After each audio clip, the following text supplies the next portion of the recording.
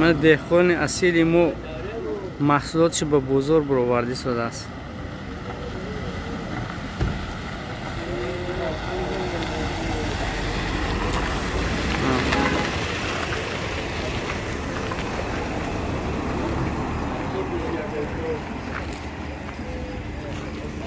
سلام علیکم و عبدالغفور. کسب کارو خداوند برکتی ات. اینجا خوب استاده کارو دارم مردم استاده.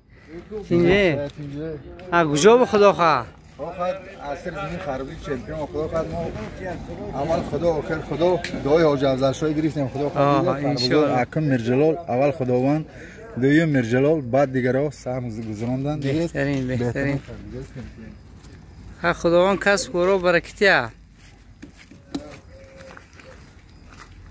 یه برکی ها بینه که برکی ها یکم مزش میگه گم نیست اکو خوبه غفور ده خونر برکش خدا بود من ویستاف بور افسوده میگو ها خدا نگهدار شما باید غفور. من ده خون اصیل خدا خواهد برور دوهای گرفتگی بودیم دوهای حاج افضل شوره خدا دولتشون زیاده کنه.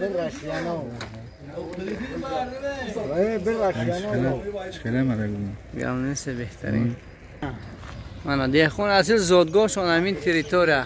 اگر کسی همین گوید که باید غفور در کجا همین تریتوره.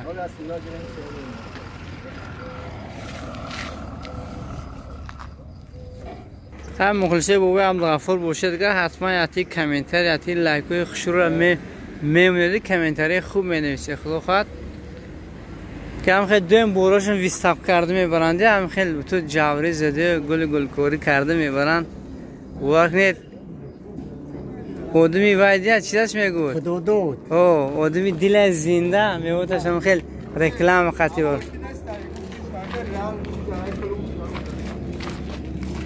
در ترازی میخوان کدامش برکشن نمونه من 10 کیلو گفته بودم من این سال کیلو نیست این سال چطور؟ همون گفتگیتون نشسته ده نه بچه سام کنم نه برادرای این خیلی هوایی که گندم ازدامت چیست ریال نکرو چون پارت خربزه بعد چی میمونن دوله تروزن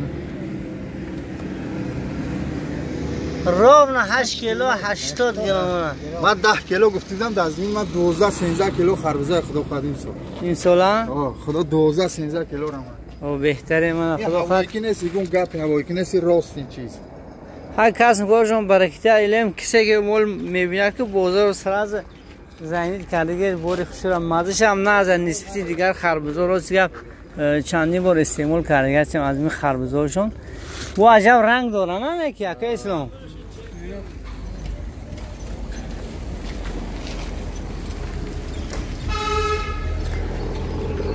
خدا نگهدار همگان مردمی سربلند ظرفشان خدا نگهدار باشد کسب کارشون برکتیت مردمی دهخان هستند مردمی خصوصا این منطقه بسیار خربز تربز همینجا میشه از مسشو از منطقه یکم در نظر دارم سوتر همینجا میشه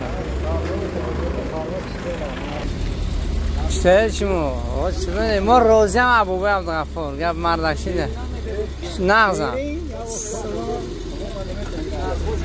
همینجا نه؟ یا برابر در ناک بزرگ بود جوترم گشتم باور کنه فروختگی اینا